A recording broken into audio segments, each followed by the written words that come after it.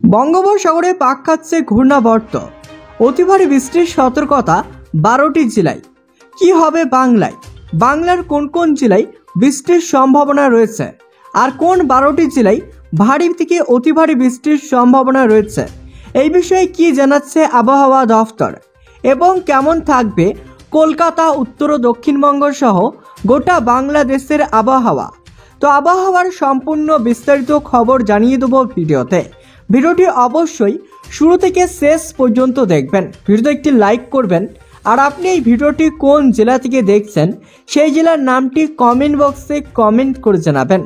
আপনার জেলার আবহাওয়ার নতুন খবর বেরিয়ে আসলেই আমরা আপনাকে জানিয়ে দেবো। আর এমনই প্রতিনিয়ত আবহাওয়ার আপডেট পাওয়ার জন্য চ্যানেলটিকে সাবস্ক্রাইব করে পাশে থাকা বেল আইকনটি প্রেস করে চ্যানেলের সঙ্গে জুড়ে থাকবেন। তো চলুন এবার এক নজরে দেখে নেওয়া যাক।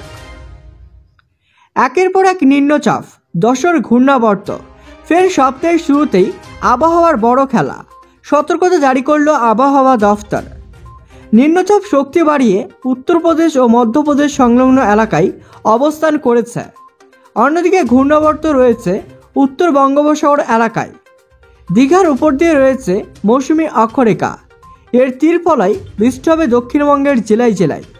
আগামী 3-4 দিন মৎস্যজীবীদের সমুদ্রে যেতে মানা করা হয়েছে বাংলা ও উড়িষ্যায়।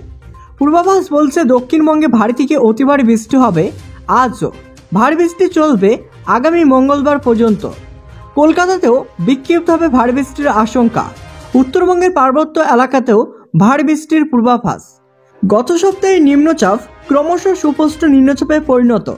ঝাড়খণ্ড থেকে সরে উত্তরপ্রদেশ ও মধ্যপ্রদেশ সংলগ্ন এলাকায় অবস্থান করেছে।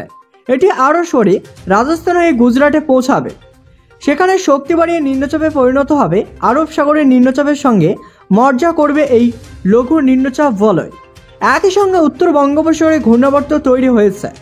এছাড়াও মৌসুমী অক্ষরেখা সক্রিয়, সেটি জলসীমার কোটা হয়ে নিম্নচাপের উপর দিয়ে দীঘার সংলগ্ন এলাকায় হয়ে দক্ষিণ পূর্ব দিকে এগিয়ে উত্তর পূর্ব বঙ্গোপসাগর পর্যন্ত বিস্তৃত। মৎস্যজীবীদের জন্য সতর্কবার্তা জারি করেছে আইএমডি। আজ পশ্চিমবঙ্গ উড়িষ্যায় মৎস্যজীবীদের সমুদ্র যেতে নিষেধাজ্ঞা জারি করা হয়েছে।